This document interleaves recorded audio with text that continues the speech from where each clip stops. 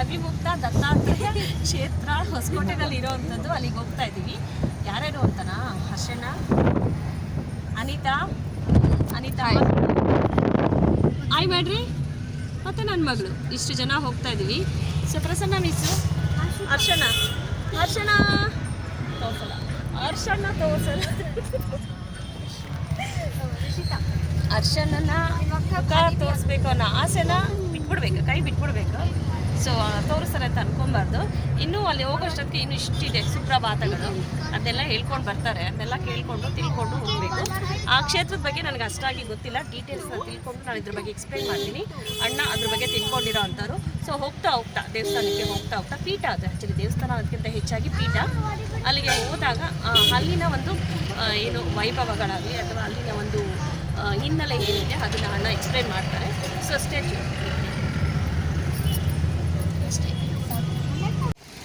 ಬಂದಿದ್ದೀವಿ. ಅಣ್ಣ ಎಲ್ಲ ನಿಂತಿದ್ದಾರೆ, ಅನಿತಾ ಕೂಡ ಇಲ್ದಿದ್ದಾಳೆ. ನಾ ಯಾವ್ದಣ್ಣ ಮರ? ಹೌದಂಬರನಾ? ಹೌದಂಬರ ವೃಕ್ಷ. ಸರಳವಾಗಿ ಹೇಳ್ಬೇಕಂದ್ರೆ ಹತ್ತಿ ಮರ. ಇದು ಹತ್ತಿ ಹಣ್ಣು. ಇದು ಬಿಲ್ಪತ್ರೆ ಕಾಯಿ ನೋಡು. ಹಾಂ, ಇದನ್ನೇ. ಓಕೆ, ನೋಡಿ. ಸೊ ಅವಿಮುಕ್ತ ದತ್ತಕ್ಷೇತ್ರ ಪ್ರಣವ ಪೀಠ, ಶ್ರೀಮದ್ ದತ್ತಾತ್ರೇಯ ಆಶ್ರಮ ಪ್ರಾರ್ಥನಾ ಮಂದಿರ, ಸದ್ಗುರು ಶ್ರೀ ಶ್ರೀ ಶ್ರೀ ರಾಮಾನಂದ ಸ್ವಾಮಿ ಆಶ್ರಮ ವಿಶ್ವಸ್ತ ಸಮಿತಿ. ಇಲ್ಲಿಂದ ಸ್ಟಾರ್ಟ್ ಆಗೋವಂಥದ್ದು. ಹೀಗೆ ಹೋದರೆ ಇದೆ, ಇಲ್ಲಿಂದ ಒಳಗಡೆ ಹೋಗಬೇಕು. ಮನೆ ಥರ ಇದೆಯಪ್ಪ, ಮೋಸ್ಟ್ಲಿ ಮನೆಯಲ್ಲಿ ಇರೋ ಅಂಥದ್ದು ಅನಿಸುತ್ತೆ. ನೋಡಿ, ನಾವಿಲ್ಲೇನು ಬಂದಿದ್ದೀವಲ್ಲ, ಇದು ಹೊಸಕೋಟೆನಲ್ಲಿ ಇರ್ತಕ್ಕಂಥ ಒಂದು ಎಕ್ಸ್ಟೆನ್ಷನ್ನ ಜಾಗ. ಸೊ ದತ್ತಾತ್ರೇಯನವರ ಒಂದು ಪುಣ್ಯಕ್ಷೇತ್ರ ಅಂತಲೇ ಹೇಳ್ಬೋದು. ಯಾರಾದರೂ ತಮಿಳ್ನಾಡಿನ ಪಳನಿಗೆ ಹೋದರೆ ಅಲ್ಲಿ ಸುಬ್ರಹ್ಮಣ್ಯ ಕಾರ್ತಿಕೇಯ ಸ್ವಾಮಿನ ದಿಗಂಬರವಾಗಿ, ಅಂದರೆ ದಿಗಂಬರ ಮೂರ್ತಿಯಾಗಿ ನಿಂತಿರೋದನ್ನ ನೋಡ್ಬೋದು, ಆಯಿತಾ. ಸೊ ಅಂಥ ಸುಬ್ರಹ್ಮಣ್ಯ ಕಾರ್ತಿಕೇಯ ಸ್ವಾಮಿಗೆ ದತ್ತಾತ್ರೇಯ ಅವರು ಬಂದು ಅವಧೂತ ಗೀತೆಯನ್ನು ಉಪದೇಶಿಸಿದ ಸ್ಥಳನೇ ಈ ಒಂದು ಏನಿದೆ ದಾತ್ರೇಯವನ ಅಥವಾ ಸನಾತನ ದತ್ತ ಆಲಯ, ಈ ಜಾಗನೇ. ಸೊ ಆದ್ದರಿಂದ ಈ ಜಾಗ 2000 ವರ್ಷಗಳ ಹಿಂದಿನ ಇತಿಹಾಸವನ್ನು ಒಳಗೊಂಡಿದೆ. ಸೊ ಇದರ ಈ ಒಂದು ಕ್ಷೇತ್ರದ ಪುನರ್ ನಿರ್ಮಾಣ ನಡೀತಾ ಇದೆ. 6 ತಿಂಗಳ ಆದಮೇಲೆ ಇಲ್ಲಿರ್ತಕ್ಕಂಥ ಪಾದಕೆಗಳನ್ನ ಆಗಿರಲಿ ಅಥವಾ ಆತ್ಮಲಿಂಗವನ್ನು ಆಗಿರಲಿ, ಅವುಗಳನ್ನೆಲ್ಲ ಶಿಫ್ಟ್ ಮಾಡಿ ಆ ಒಂದು ದೇವಸ್ಥಾನದಲ್ಲಿ ಕಟ್ಟಡದಲ್ಲಿ ನಿರ್ಮಾಣ ಮಾಡಲಾಗುತ್ತೆ. ಅಲ್ಲಿಯವರೆಗೂ ತಾತ್ಕಾಲಿಕವಾಗಿ ಈ ಒಂದು ಜಾಗದಲ್ಲಿ ಇದೆ. ಸೊ ಇವರು 18ನೇ ಅಥವಾ 17ನೇ 16ನೇ ಗುರುಗಳನ್ನ ನಾವಿಲ್ಲಿ ನೋಡ್ಬೋದು. ಜೀವಂತ ಸಮಾಧಿಯಾಗಿರ್ತಕ್ಕಂಥ ರಾಮಾನಂದರ ಒಂದು ಸಮಾಧಿಯನ್ನು ಕೂಡ ನಾವು ನೋಡ್ಬೋದು. ಸೊ ಇಲ್ಲಿ ಒಳಗಡೆ ಹೋಗಬೇಕು ಅಂತಂದರೆ ಕಾಲನ್ನ ತೊಳ್ಕೊಂಡು ಹೋಗಬೇಕು. ಹಾಗೆ ಇಲ್ಲಿ ಇರ್ತಕ್ಕಂಥ ಗುರುಗಳು ಏನಿದ್ದಾರೆ ಅವರು 18ನೇ ಗುರುಗಳು ಅಂತ ಹೇಳ್ಬೋದು. ಇನ್ನು 17ನೇ ಗುರುಗಳು ಸಹಜ ಸಾವನ್ನು ಅಪ್ಪಿರ್ತಾರೆ. ಇನ್ನು 16ನೇ ಗುರುಗಳು ಏನಿದ್ದಾರೆ ರಾಮಾನಂದರು 1997ರಲ್ಲಿ ಜೀವಂತ ಸಮಾಧಿಯಾಗಿರ್ತಾರೆ. ಅವರ ಜೀವಂತ ಸಮಾಧಿಯನ್ನೇ ಇಲ್ಲಿ ನಾವು ನೋಡ್ಬೋದು. ಅಲ್ಲದೆ ಇದು ಶ್ರೀ ರಾಮಾನಂದ ಸ್ವಾಮಿ ಆಶ್ರಮ ಅಂತ ಹೆಸರನ್ನು ಕೂಡ ಪಡ್ಕೊಂಡಿದೆ. ಇಲ್ಲಿರ್ತಕ್ಕಂಥ 18ನೇ ಗುರುಗಳು ಅಂತ ಏನಿದ್ದಾರೆ ನೋಡಿ, ಅವರ ತಾಯಿನೇ ಇವರು. ಅವರ ಮಗ ಕೇಶವ ಮೂರ್ತಿಯವರು ಈ ಒಂದು ಅವಿಮುಕ್ತ ದತ್ತಕ್ಷೇತ್ರ ಒಂದು ಹಳೆ ಗುಡಿ ಇರುತ್ತೆ, ಆ ಗುಡಿಯನ್ನು ಹೊಡೆದು ಹೊಸದಾಗಿ ಒಂದು ಗುಡಿಯನ್ನು ಕಟ್ಟಿಸ್ತಾ ಇದ್ದಾರೆ. ಸೊ ಅದರ ಒಂದು ಕಾರ್ಯನೂ ಕೂಡ ನಡೀತಾ ಇದೆ. ಸೊ ಈ ಪೀಠ ಏನಿದೆಯಲ್ಲ ಪುನರ್ ನಿರ್ಮಾಣದಲ್ಲಿರೋದ್ರಿಂದ ಕೇಶವ ಮೂರ್ತಿಯವರು ಕುಟುಂಬ ಏನಿದೆ ಇವರೇ ಕಾರ್ಯಕರ್ತರು ಅಥವಾ ಕರ್ತೃಗಳು ಅಂತ ಹೇಳ್ಬೋದು. ಅವರ ಮನೆಯಲ್ಲಿಯೇ ಪ್ರಸ್ತುತದಲ್ಲಿಯೇ ಈ ವಿಗ್ರಹಕ್ಕೆ ನಿತ್ಯವೂ ದೀಪ, ಧೂಪ, ಅರ್ಚನಾ, ನೈವೇದ್ಯವೆಲ್ಲನೂ ಕೂಡ ಮಾಡ್ತಾ ಇರ್ತಾರೆ. ತ್ರಿಮುಖಂ ತ್ರಿಗುಣ ತೀರ್ಥಂ ದತ್ತಾತ್ರೇಯಂ ಪಾದಗಳು, ಋಷಭರೂಢ ದತ್ತ ದರ್ಶನಂ, ಅವಿಮುಕ್ತ ದತ್ತಲಿಂಗ ದರ್ಶನಂ ಕೂಡ ಮಾಡಿಸ್ತಾ ಇರ್ತಾರೆ. ಸೊ ಗುರುದೇವ ಭಕ್ತಿ ಇಲ್ಲಿ ಇರೋದನ್ನ ನಾವು ನೋಡ್ಬೋದು. ಸೊ ಈ ಒಂದು ಕ್ಷೇತ್ರದ ಬಗ್ಗೆ ಇವರೇ ತಮ್ಮ ಬಾಯಿಂದನೇ ಹೇಳಿದ್ದಾರೆ. ಏನಂತ ಕೇಳೋಣ ಬನ್ನಿ. ದಾತ್ರಿವನ ಅಂತ, ದಾತ್ರಿ ಅಂದರೆ ಬೆಟ್ಟದಲ್ಲಿ ದಾತ್ರಿವನ ಅಂತ. ಇದು ಸ್ವಲ್ಪ ಒಂದು ಫರ್ಲಾಂಗಿಂದ ದಕ್ಷಿಣ ಪಿನಾಕಿನಿ ನದಿ, ನೀವು ಬ್ರಿಡ್ಜ್ ದಾಟ್ಕೊಂಡೇ ಬರಬೇಕು. ಈ ದಾತ್ರಿವನ ದಕ್ಷಿಣ ಪಿನಾಕಿನಿ ನದಿ ತೀರದಲ್ಲಿ ತ್ರೇತಾಯುಗದಲ್ಲಿ ದತ್ತಾತ್ರೇಯರು ಸುಬ್ರಹ್ಮಣ್ಯ ಸ್ವಾಮಿಗೆ ಅವಧೂತ ಗೀತೆ ಉಪದೇಶ ಮಾಡಿದಂಥ ಸ್ಥಳ. ಭಗವದ್ಗೀತೆ ನಮಗೆ ಜೀವನಕ್ಕಾಗಿ ಇಹಕ್ಕೆ ಪರಕ್ಕೆ ಎರಡಕ್ಕೂ, ಇಲ್ಲಿರೋದು ಮುಂದೆ ಮೋಕ್ಷಕ್ಕೂ ಅವಧೂತ ಗೀತೆ ನಮ್ಮ ಜೀವನಕ್ಕೆ ಸಂಬಂಧನೇ ಅಂತ ಅವಧೂತ ಗೀತೆಯನ್ನು ಸುಬ್ರಹ್ಮಣ್ಯನಿಗೆ ಉಪದೇಶ ಮಾಡಿದ ಸ್ಥಳ. ಅಂಥ ಅವಧೂತ ಗೀತೆಯನ್ನು ಉಪದೇಶ ತಗೊಂಡಿದ ನಂತರ ಸುಬ್ರಹ್ಮಣ್ಯ ಕಾರ್ತಿಕೇಯ ಸ್ವಾಮಿ ದಿಗಂಬರನಾಗಿ ಪಳನಿಯಲ್ಲಿ ಹೋಗಿ ನಿಂತ್ಕೊಳ್ತಾರೆ. ಪಳನಿಯಲ್ಲಿ ಆ್ಯಕ್ಚುಲಿ ದಿಗಂಬರ ಮೂರ್ತಿ ಇದೆ, ಒಂದು ದಂಡ ಇಟ್ಕೊಂಡು ನವಪಾಶ. ಇದು ತ್ರೇತಾಯುಗದ್ದು. ನಂತರದ ಕಾಲದಲ್ಲಿ ಕಲಿಯುಗದ ಪ್ರಾರಂಭದಲ್ಲಿ ಅರ್ಜುನನ ಒಂದು 33ನೇ ತಲೆಮಾರು, ಅರ್ಜುನ ಪರೀಕ್ಷಿತು ಜನಮೇಜಯ ಈ ರೀತಿ ಕ್ಷೇಮಕ ಆದಮೇಲೆ ನಮಗೆ ನಂದ ಚಕ್ರವರ್ತಿ ಅಥವಾ ನಂದನ ಮಹಾರಾಜ ಅಂತ ಬರ್ತಾರೆ. ಆತ ನೋಡಿ, ಇವರು ದತ್ತಾತ್ರೇಯ ಭಕ್ತರು. ಶ್ರೀಶೈಲ ಯಾತ್ರೆಗೆ ಹೋದಾಗ ಶ್ರೀಶೈಲದ ಶ್ರೀಶೈಲದಲ್ಲಿ ಆ ಕಾಡುಗಳಲ್ಲಿ ಅವಧೂತರಾಗಿ ದಿಗಂಬರರಾಗಿ ದತ್ತಾತ್ರೇಯರು ದರ್ಶನವನ್ನು ಕೊಡ್ತಾರೆ. ಆಗ ದತ್ತ ದರ್ಶನವಾದ ಮೇಲೆ ಅನೇಕ ಉಪದೇಶಗಳನ್ನು ತೆಗೆದುಕೊಂಡು ನಿತ್ಯ ಪೂಜೆಗೆ ನಿನ್ನ ರೂಪ ಬೇಕು ಅಂತ ಹೇಳಿದಾಗ ಈ ಒಂದು ಲಿಂಗವನ್ನು, ಆತ್ಮಲಿಂಗವನ್ನು, ಪಾದುಕೆಗಳನ್ನು ದತ್ತಾತ್ರೇಯರು ತಮ್ಮ ಸ್ವಹಸ್ತದಲ್ಲಿ ಸೃಷ್ಟಿ ಮಾಡಿ ಕೊಟ್ಟಿರೋದ್ರಿಂದ ಇದನ್ನು ಅವಿಮುಕ್ತ ಅಂತಾರೆ. ಅವಿಮುಕ್ತ ಅಂದರೆ ನಾಶ ಇಲ್ಲ, ಯಾಕಂದರೆ ಇದು ಮ್ಯಾನ್ ಮೇಡ್ ಅಲ್ಲ. ಇದು ನವಪಾಷಾಣ ರತ್ನಗರ್ಭ ಸ್ವರ್ಣಲೇಖಿತ ಲಿಂಗ. ನೋಡೋದಕ್ಕೆ ಈ ಸೈಜ್ ಇದೆ, ಅಂದರೆ ಇಲ್ಲಿಂದ ಇಲ್ಲಿವರೆಗೂ, ಆದರೆ ಅದು ಒಬ್ಬರೇ ಕೊಡೋಕ್ಕಾಗಲ್ಲ, ಅಷ್ಟು ತೂಕ ಇದೆ. ಇದು ದತ್ತಾತ್ರೇಯರ ಒಂದು ಆತ್ಮಲಿಂಗ. ಇದು ಶುಭಾಲಯ ಅಂದರೆ ನಂದಿ ಅಥವಾ ಧರ್ಮದೇವತೆಯ ಮೇಲೆ ಇರತಕ್ಕಂಥ, ಕಾಮದೇವನ ಮೇಲೆ ಇರ್ತಕ್ಕಂಥ ಆತ್ಮಲಿಂಗ. ನೀವು ಸರಿಯಾಗಿ ಗಮನಿಸಿದರೆ ತ್ರಿಮೂರ್ತಿ ಸ್ವರೂಪ ದತ್ತರೂಪ, 3 ಮುಖಗಳು, 6 ಕೈಗಳು, ಇಲ್ಲಿ ಗೋವು ಇದೆ. ಇದು ಮತ್ತು ಟೋಟಲ್ ಲಿಂಗದಲ್ಲೇ ಅಟ್ಯಾಚ್ಡ್ ಆಗಿದೆ, ಒಂದೇ ಇದಾಗಿದೆ ಶ್ರೀಚಕ್ರನ. ಅದು ನೆಕ್ಸ್ಟ್ ಸ್ಟೋರಿ. ಇದಿಷ್ಟು ನಂದ ಮಹಾರಾಜರು ಸೇರುತ್ತೆ. ಆ ಪಾದುಕೆಗಳು ಈ ಲಿಂಗ ಮತ್ತು ಇದನ್ನು ಕೊಟ್ಟಿರುತ್ತದೆ. ನಂತರ ಇದು ಆವಾಗಿಂದ ಒಂದು ಗುರು ಪರಂಪರೆ ಬರ್ತಾ ಇದೆ. ಆ ಗುರು ಪರಂಪರೆಯಲ್ಲಿ ಇದುವರೆಗೂ ಆಗಿರೋ ಎಲ್ಲ ಗುರುಗಳ ಒಂದು ಲಿಸ್ಟ್ ಸಹ ನಮಗಿದೆ. ಆ ಒಂದರಲ್ಲಿ 14ನೇ ಇವರು ರಾಮಾನಂದರು ಅಂತ. ಇವರು 97ರಲ್ಲಿ ಜೀವ ಸಮಾಧಿ, 97. ನಂತರ 17ನೇವರು ಸಹಜವಾಗಿ ಸಮಾಧಿ ಹೋಗ್ತಾರೆ. ಈಗ 18ನೇವರು ಅಮ್ಮ ಹೋಗ್ತಾರೆ. ಇಲ್ಲ ಅವಧೂತ ಪರಂಪರೆಯಲ್ಲಿ ಗಂಡು ಹೆಣ್ಣು ಚಿಕ್ಕವರು ದೊಡ್ಡವರು ಏನು ಮಾಡೋದು. ನಂತರ ಇದು ನಂದ ಮಹಾರಾಜರ ಚರಿತ್ರೆ. ಆವಾಗಿಂದ ಈ ಲಿಂಗ ಎಲ್ಲಿದೆ ಅಂತ ಇದೆ. 1000 ವರ್ಷ ಇದು ನಡೆದು 2000 ವರ್ಷ ಆಯಿತು. ಮತ್ತು 1000 ವರ್ಷಗಳ ಹಿಂದೆ ಶಂಕರಾಚಾರ್ಯರ ಜೀವಿತ ಕಾಲದಲ್ಲಿ 3 ಸಲ ಪಾದಯಾತ್ರೆ ಮಾಡಿ ಪ್ರತಿ ಕ್ಷೇತ್ರವನ್ನು ದರ್ಶನ ಮಾಡ್ತಾರೆ. ಕೊನೆಯಲ್ಲಿ ಕೇದಾರದಲ್ಲಿ ಹೋಗಿ ಐಕ್ಯ ಆಗ್ತಾರೆ ಶಂಕರಾಚಾರ್ಯ. ಆ ರೀತಿ ಕೊನೆಯಲ್ಲಿ ಶೃಂಗೇರಿ ಪೀಠವನ್ನು ಮೊದಲು ಸ್ಥಾಪನೆ ಮಾಡಿ ಆಮೇಲೆ ಬೇರೆ ಬೇರೆ ಪೀಠಗಳನ್ನು ಸ್ಥಾಪನೆ ಮಾಡಿಕೊಂಡು ಪ್ರತಿ ಕ್ಷೇತ್ರ ದರ್ಶನ ಮಾಡ್ಕೊಂಡು ಹೋಗಬೇಕಾದ್ರೆ ತಿರುಪತಿ ಕ್ಷೇತ್ರಕ್ಕೆ ಹೋಗೋದಕ್ಕೆ ಮೊದಲು ಇಲ್ಲಿ ಸ್ವಲ್ಪ ಹೊತ್ತು ವಿಶ್ರಾಮ ಮಾಡ್ತಾರೆ. ಇಲ್ಲಿ ವಿಶ್ರಾಮ ಮಾಡಿದ ಸಮಯದಲ್ಲಿ ದತ್ತಾತ್ರೇಯರು ಸ್ವಪ್ನದಲ್ಲಿ ದರ್ಶನವನ್ನು ಕೊಟ್ಟು, ನೀವೇನಾದರೂ ದತ್ತಸಹಸ್ರನಾಮ ಓದಿಲ್ಲ, ಅದರಲ್ಲಿ ಬರುತ್ತೆ ಸ್ವಪ್ನೋಪದೇಶದ ದತ್ತಸಹಸ್ರ. ಸ್ವಪ್ನದಲ್ಲಿ ದತ್ತಾತ್ರೇಯರು ತನ್ನ ಸಹಸ್ರನಾಮವನ್ನು ತಾನೇ, ಅಂದರೆ ದತ್ತಾತ್ರೇಯರೇ ದತ್ತಸಹಸ್ರನಾಮವನ್ನು ಶಂಕರಾಚಾರ್ಯರು ಉಪದೇಶ ಮಾಡಿ ತಕ್ಷಣ ಅವರು ಎಚ್ಚರಿಕೆ ಆಗಿ ಇಲ್ಲಿ ನನಗೆ ಈ ರೀತಿ ದರ್ಶನ ಯಾಕಾಯಿತು, ಉಪದೇಶ ಯಾಕಾಯಿತು ಅಂತ ಜ್ಞಾನದೃಷ್ಟಿಯಲ್ಲಿ ನೋಡಿದಾಗ ಈ ಲಿಂಗ ಪಾದುಕೆಗಳನ್ನು ಕಂಡು ಹುಡುಕಿ ಅದನ್ನು ಇಲ್ಲಿರ್ತಕ್ಕಂಥ ಸ್ಥಳವನ್ನು ನೋಡಿ ಬಂದು ಪೂಜೆ ಮಾಡ್ತಾರೆ. ಪೂಜೆ ಮಾಡಿ ಇಲ್ಲಿ ದತ್ತಾತ್ರೇಯರು ಲಿಂಗರೂಪದಲ್ಲಿದ್ದಾರೆ, ಅಂದರೆ ಲಿಂಗ ಸ್ವರೂಪ ಅಂದರೆ ನಿರ್ಗುಣ ಅಂತ ಇದ್ದಾರೆ. ಅಂದರೆ ಇಲ್ಲಿ ಇದಕ್ಕೆ ಅಂದರೆ ಜೀವನಕ್ಕೂ ಇದಕ್ಕೂ ಸಂಬಂಧ ಇಲ್ಲ, ಮೋಕ್ಷಕ್ಕೆ ಸಂಬಂಧ. ಆದ್ದರಿಂದ ಅನಗಾದೇವಿ ಇಲ್ಲಿ ಮೋಕ್ಷಲಕ್ಷ್ಮಿಯಾಗಿರಬೇಕು ಅಂತ ಮೋಕ್ಷಲಕ್ಷ್ಮಿ ಮಂತ್ರದಿಂದ ಇಲ್ಲಿ ಶ್ರೀಚಕ್ರವನ್ನು ಬರೀತಾರೆ. ಇದು ನಂತರ ಚಕ್ರ. ನೋಡಿ ಕಾಣುತ್ತೆ. ಶ್ರೀಚಕ್ರವನ್ನು ಶಂಕರಾಚಾರ್ಯರು ತಮ್ಮ ಶಾಸ್ತ್ರದಲ್ಲಿ ಆವಾಗಿಂದ ಶ್ರೀಚಕ್ರ ಸಹ ಇದೆ. ಶ್ರೀಚಕ್ರ ಲಿಂಗ ದತ್ತಾತ್ರೇಯರು ಒಂದೇ ರೂಪವಾಗಿರ್ತಕ್ಕಂಥ ಕ್ಷೇತ್ರ ಇದು. ಇದು ಅವಿಮುಕ್ತ ದತ್ತಕ್ಷೇತ್ರ. ಅಂದರೆ ಅವಿಮುಕ್ತ ಅಂದರೆ ನಾಶ ಇಲ್ಲ. ಇದು ದತ್ತಾತ್ರೇಯರ ಸೃಷ್ಟಿ ಮಾಡಿ ನಾಶ ಇಲ್ಲದೇ ಇರೋದ್ರಿಂದ ಈ ಲಿಂಗಕ್ಕೆ ಪೂಜೆ ಮಾಡೋದ್ರಿಂದ ಇದು ಅವಿಮುಕ್ತ ದತ್ತಕ್ಷೇತ್ರ ಅಂತ.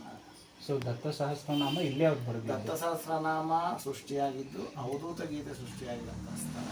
ಇದೊಂದು ಗುಪ್ತ ಕ್ಷೇತ್ರ. ಅಷ್ಟು ಪ್ರಚಾರ ಆಗದೆ ಗುಪ್ತವಾಗೇ ಇದೆ. ಆದರೆ ಈಗ ಹೌದು, ಇದು ಈ ಒಂದು ಕ್ಷೇತ್ರ ಹೆಚ್ಚು ಪ್ರಚಾರವನ್ನ ಪಡ್ಕೊಂಡಿಲ್ಲ. ಸೊ ಗುಪ್ತವಾಗಿ ಇರ್ತಕ್ಕಂಥ ಕ್ಷೇತ್ರ ಅಂತಾನೆ ಹೇಳ್ಬೋದು. ಮೊದಲಿಗೆ ಗುರುಗಳಿಗೆ ವಂದಿಸುತ್ತಾ ದತ್ತಂ ದತ್ತಂ ಶ್ರೀ ಗುರು ದತ್ತಂ ದಿಗಂಬರ ದಿಗಂಬರ ಶ್ರೀಪಾದ ವಲ್ಲಭ ದಿಗಂಬರ ಅವಧೂತ ಚಿಂತನ ದಿಗಂಬರ. ಸೊ ಇದು ಅಲ್ಲಿರ್ತಕ್ಕಂಥ ಪಾದಿಕೆಗಳನ್ನು ಕಣ್ಣಲ್ಲಿ ಹೊತ್ಕೊಂಡು ಹೇಳುವಂತಹ ಒಂದು ಸ್ತೋತ್ರ.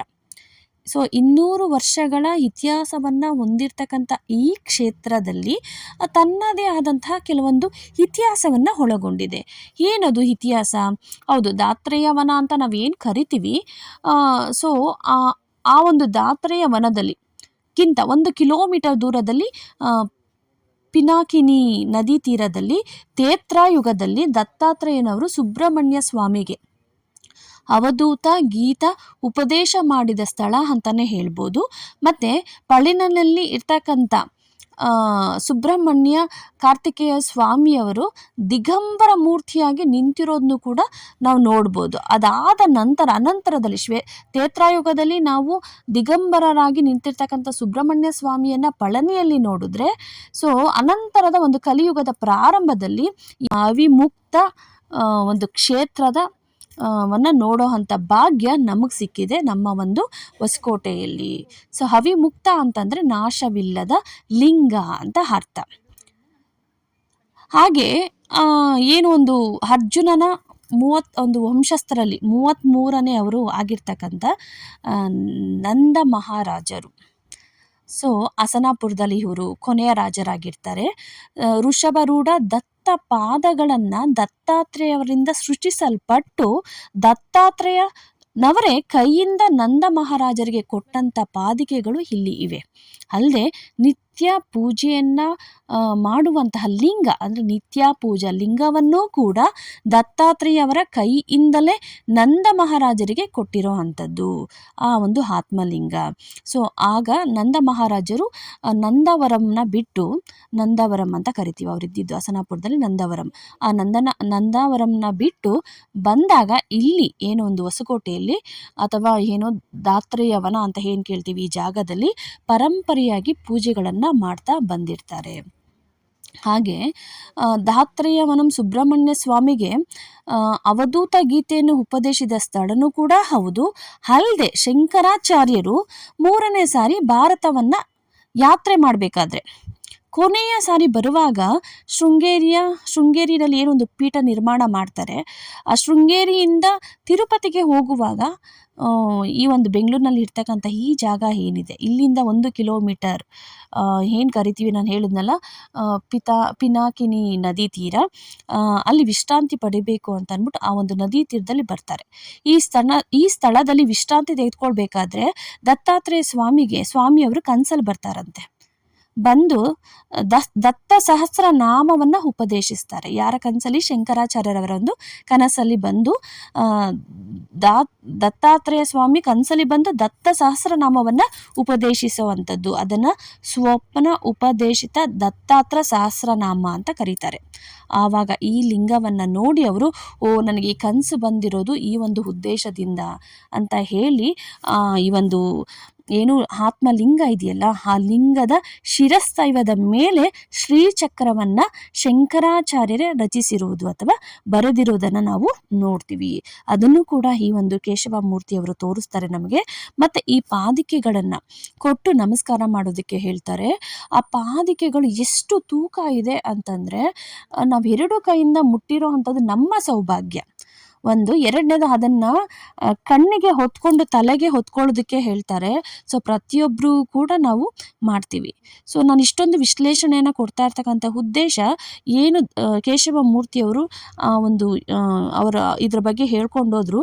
ಅಲ್ಲಿ ಬ್ಯಾಕ್ಗ್ರೌಂಡಲ್ಲಿ ಸೌಂಡ್ಗಳು, ಯಾಕಂದರೆ ಪಕ್ಕದಲ್ಲೇ ರೋಡ್ ಇರೋದ್ರಿಂದ ವೆಹಿಕಲ್ ಸೌಂಡ್ ಎಲ್ಲ ಬರ್ತಾನೆ ಇತ್ತು, ಅಷ್ಟಾಗಿ ಕ್ಲಿಯರಾಗಿ ಅದನ್ನು ಕೇಳೋಕ್ಕಾಗಲಿಲ್ಲ. ಸೊ ಆ ಒಂದು ಕಾರಣದಿಂದ ನಾನು ಇದನ್ನು ಹೇಳ್ತಾ ಇದ್ದೀನಿ ಅಷ್ಟೇ.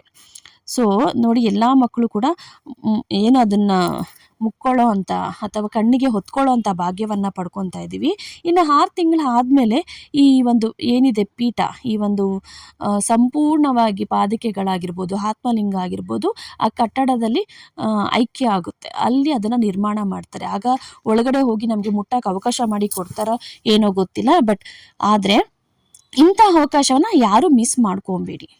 ಆದಷ್ಟು ಬೇಗ ಇಲ್ಲಿರ್ತಕ್ಕಂಥ ಅಡ್ರೆಸ್ಸನ್ನು ನಾನು ಫೋನಲ್ಲಿ ಏನೋ ಒಂದು ಡಿಸ್ಕ್ರಿಪ್ಷನ್ಸಲ್ಲಾಗಿರಲಿ ಕೊಟ್ಟಿರ್ತೀನಿ. ಸೊ ಅದನ್ನು ತೊಗೊಂಡು ನೀವೆಲ್ಲ ಅಲ್ಲಿ ಹೋಗಿ ಅದರ ಒಂದು ಏನು ಅನುಭವನ ಪಡ್ಕೊಂಡ್ರೆ ಒಳ್ಳೆಯದು. ಆ ಪಾಸಿಟಿವ್ ವೈಬ್ ಇದೆಯಲ್ಲ, ಅದನ್ನು ಯಾರೂ ಕೂಡ ತಂದ್ಕೊಡೋಕ್ಕಾಗೋದಿಲ್ಲ. ಹಾಗೆ ಅವರು ಆ ಲಿಂಗವನ್ನು ಎತ್ತೋದಕ್ಕೆ ಹೇಳ್ತಾರೆ. ಅದನ್ನು ಮುಟ್ಟು ನೋಡಿ, ಎತ್ತು ನೋಡಿ ಅಂತ. ಎಷ್ಟು ತೂಕ ಇದೆ ಅಂತಂದರೆ, ಸೊ ಒಂದು ಕೈಯಲ್ಲ, ನಾವು 2 ಕೈಯಲ್ಲೂ ಕೂಡ ಎತ್ತಕ್ಕಾಗೋದಿಲ್ಲ, ಅಷ್ಟು ತೂಕವನ್ನು ಅದು ಹೊಂದಿದೆ. ಅಂಥ ಒಂದು ಪೀಠಗಳು, ಅಂಥ ಒಂದು ಪಾದಿಕೆಗಳು ಆಯಿತಾ, ಅಥವಾ ಆ ಒಂದು ಶಿರಸ್ತೈವ, ಆತ್ಮಲಿಂಗದ ಶಿರಸ್ತೈವದಲ್ಲಿ ಮೇಲೆ ಇರ್ತಕ್ಕಂಥ ಶ್ರೀಚಕ್ರ ಆಗಿರ್ಬೋದು, ಇವೆಲ್ಲವನ್ನು ಕೂಡ ನಾವಿಲ್ಲಿ ನೋಡ್ಬೋದು. ಸೊ ಅದರ ಅನುಭವನ ನೀವು ಪಡ್ಕೊಬೇಕು ಅಂತಂದರೆ ಈ ಒಂದು ಜಾಗಕ್ಕೆ ಬಂದು ಅದರ ಅನುಭವನ ಪಡ್ಕೊಳ್ಳಿ. ಮತ್ತು ದತ್ತಾತ್ರೇಯ ಬಗ್ಗೆ ಹೆಚ್ಚಿನ ಭಕ್ತಿ ಒಲವು ಇರ್ತಕ್ಕಂಥವ್ರು ಬಂದು ಆ ಒಂದು ಅನುಭವವನ್ನು ಪಡ್ಕೊಳ್ಳಿ ಅಂತ ಹೇಳ್ತಾ ಇದ್ದೀನಿ. ವಿಡಿಯೋ ಇಷ್ಟೊಂದು ಲೆಂತ್ ಇದೆ ಅಂತ ಹೇಳ್ಕೊಂಬಿಡಿ. ಮತ್ತು ನಾನು ಯಾವುದು ಕೂಡ ಸ್ಪ್ಲಿಟ್ ಮಾಡೋಕ್ಕೆ ಸಾಧ್ಯನೇ ಇಲ್ಲ ಅನ್ನೋ ಮಟ್ಟಿಗೆ ಇದೆ ಇದು. ಏಕೆಂದರೆ ದತ್ತಾತ್ರೇಯ ಅವರ ಬಗ್ಗೆ ಹೇಳ್ಕೊಂಡು ಹೋಗ್ತಾರೆ, ಸುಮಾರಷ್ಟು ಇದೆ. ಅವರ ಬೇರೆ ಬೇರೆ ಕ್ಷೇತ್ರಗಳು ಕೂಡ ತುಂಬಾ ಇದೆ. ಮತ್ತು ನಾವಿಲ್ಲಿಗೆ ಬಂದಾಗ ಅವರು ನಮಗೆ ಕ್ಯಾಲೆಂಡರ್ ಕೊಡ್ತಾರೆ. ಆ ಕ್ಯಾಲೆಂಡ್ರಲ್ಲಿ ದತ್ತಾತ್ರೇಯ ಅವರಿಗೆ ಸಂಬಂಧಿಸಿದಂತೆ ಎಲ್ಲೆಲ್ಲಿ ಅವರ ಪುಣ್ಯಕ್ಷೇತ್ರಗಳು ಇದೆ, ಪುಣ್ಯ ಪೀಠಗಳು ಇದೆ, ಎಲ್ಲ ಒಂದು ಮಾಹಿತಿಯನ್ನು ಅದರಲ್ಲಿ ಕೊಟ್ಟಿರ್ತಾರೆ.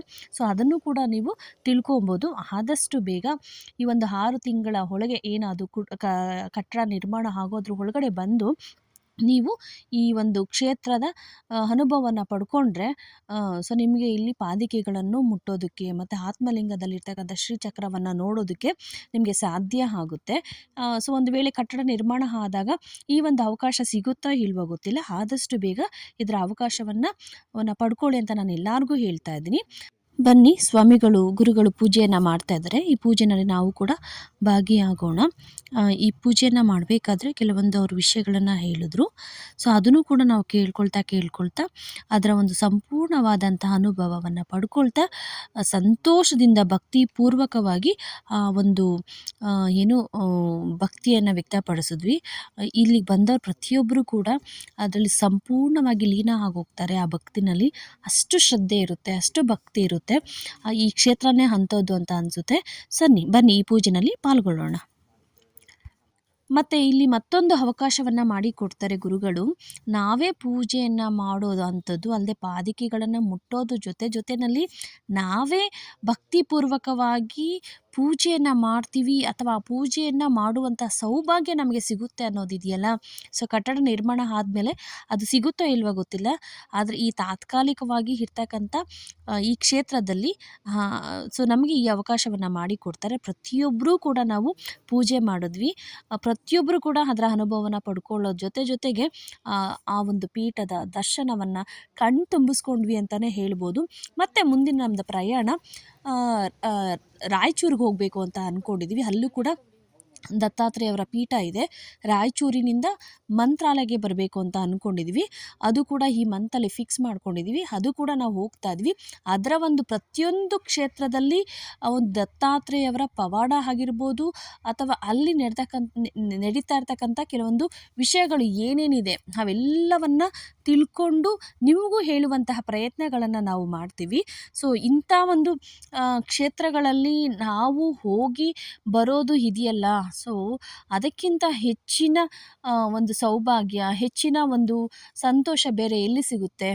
ಸೊ ಎಲ್ಲರೂ ಕೂಡ ಈ ಒಂದು ದತ್ತಾತ್ರೇಯವರ ಮೇಲೆ ಪೂಜ್ಯ ಮನೋಭಾವ ಇರೋವಂಥವ್ರು, ಅಥವಾ ದತ್ತಾತ್ರೇಯವನ್ನು ಹೆಚ್ಚಿನಾಗಿ ಪೂಜಿಸುವಂಥವ್ರು, ನಂಬಿಕೆನೇ ಇಲ್ಲದೆ ಇರೋವಂಥವ್ರು ಕೂಡ ಈ ದತ್ತಾತ್ರೇಯ ಒಂದು ಪೀಠಕ್ಕೆ, ಕ್ಷೇತ್ರಕ್ಕೆ ಬಂದಾಗ ನಮ್ಮಲ್ಲಿ ಒಂದು ನಾಸಿಕ ಇರ್ತಕ್ಕಂಥ ಒಂದು ಮನಸ್ಥಿತಿ ಆಸ್ತಿಕವಾಗಿ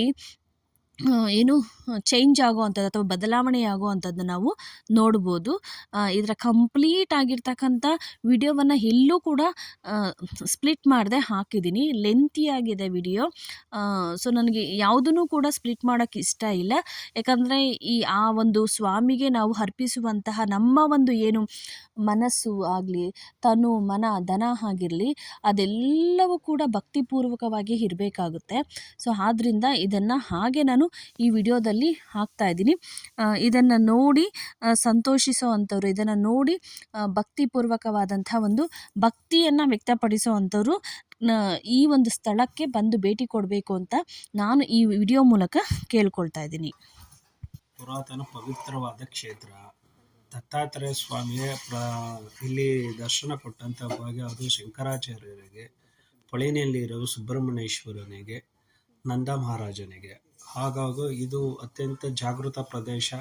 ಇಲ್ಲಿ ಬಂದಂಥ ಜನಗೆ ಅಂದರೆ ಭಕ್ತಾದಿಗಳಿಗೆ ಯಾವುದೇ ವ್ಯಕ್ತಿ ಜನ್ಮದ ಕರ್ಮಾಂತರರು, ಪಾಪ ಕರ್ಮಗಳು ಇಲ್ಲಿ ಅವನದಿಂದ ಋಣಮುಕ್ತನಾಗಬಹುದು. ಹಾಗಾಗಿ ಇಲ್ಲಿ ಬಂದಂಥ ಭಕ್ತಾದಿಗಳು ಯಾರೇ ಜನ ಆಗಿರಬಹುದು, ಗುರುಚರಿತ್ರೆ ಪಾರಾಯಣ, ಶ್ರೀಪಾದ ವಲ್ಲಭ ಚರಿತ್ರೆ ಪಾರಾಯಣ, ಶ್ರೀ ಸಾಯಿ ಸತ್ಯಚರಿತ್ರೆ ಪಾರಾಯಣ, ಭಗವಾನ್ ಶ್ರೀಧರ ಸದ್ಗುರು ಪಾರಾಯಣ, ಮತ್ತು ಹಾಗೆ ಗುರು ರಾಘವೇಂದ್ರ ಚರಿತ್ರೆ ಪಾರಾಯಣ, ಇಲ್ಲವೇ ಅದಕ್ಕಿಂತ ವೆಂಕಟಾಚಲ ಅವಧೂತರ ಚರಿತ್ರೆ ಪಾರಾಯಣ, ಹೀಗೆ ಅವಧೂತರಿಗೆ ಹಾಗೂ ಗುರುಗಳಿಗೆ ಸಂಬಂಧಪಟ್ಟ ಚರಿತ್ರೆಗಳ ಪಾರಾಯಣ ಅಂದರೆ ಸಪ್ತಾಹ ದಿನಗಳಲ್ಲಿ 1 ರಿಂದ 7 ದಿನಗಳ ಪಾರಾಯಣ ಮಾಡಿ 8ನೇ ದಿನ ಅನ್ನ ಸಂತರ್ಪಣೆ ಮಾಡಬೇಕಾದರೆ ಇಲ್ಲಿ ಮಾಡಬಹುದು. ಇದರಿಂದ ನಿಮ್ಮ ಇಷ್ಟಾರ್ಥ ಸಿದ್ಧಿಗಳು ನೆರವೇರುತ್ತೆ. ಅತ್ಯಂತ ಪವಿತ್ರವಾದ ಕ್ಷೇತ್ರದಲ್ಲಿ ಕೈಗೊಂಡ ಸಂಕಲ್ಪ ಕಾರ್ಯಗಳು ನೆರವೇರುತ್ತದೆ. ಇದು ದತ್ತಾತ್ರೇಯ ಕೃಪೆಗೆ ಅನುಭವವಾಗುತ್ತೆ ನಿಮ್ಮೆಲ್ಲರೂ.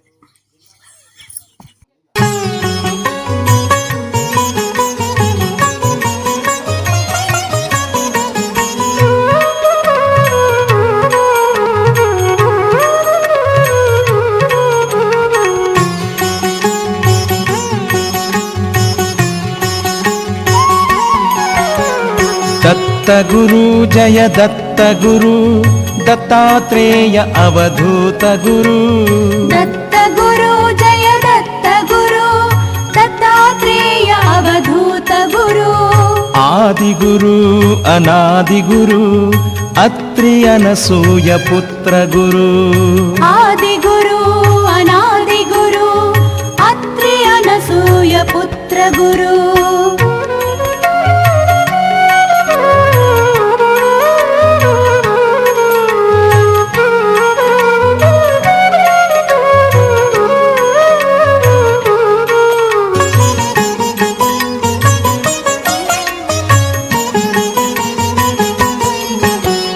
ब्रह्मगुरु श्री विष्णु गुरु ब्रह्म विष्णु शिवरूप गुरु. ब्रह्मगुरु श्री विष्णु गुरु ब्रह्म विष्णु शिवरूप गुरु. श्रीपाद वल्लभ दत्त गुरु नृसिंह सरस्वती दत्त गुरु. श्रीपाद वल्लभ दत्त गुरु नृसिंह सरस्वती दत्त गुरु. दत्त गुरु जय दत्त गुरु दत्तात्रेय अवधूत गुरु. दत्त गुरु जय दत्त गुरु दत्तात्रेय अवधूत गुरु. आदिगुरु अनादिगुरु अत्रि अनसूय पुत्र गुरु. आदिगुरु अनादिगुरु अत्रि अनसूय पुत्र गुरु.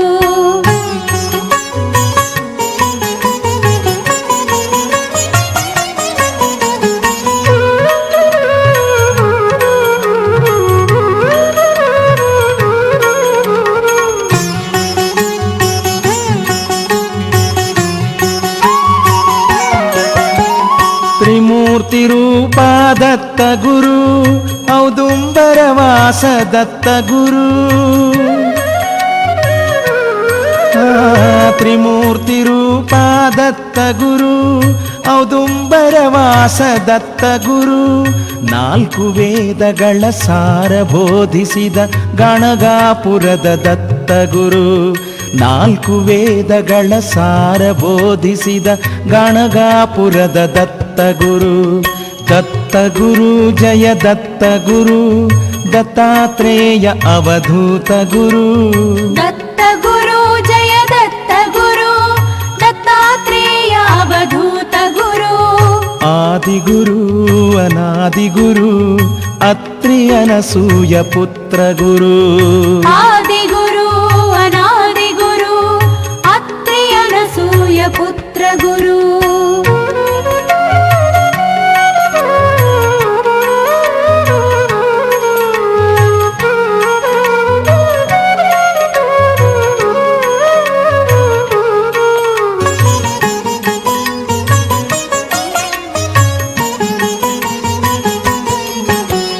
ಜ್ಞಾನಿ ಗುರು ಮುನೀಂದ್ರ ಗುರು ಜ್ಞಾನದಾನವ ನೀಡು ಗುರು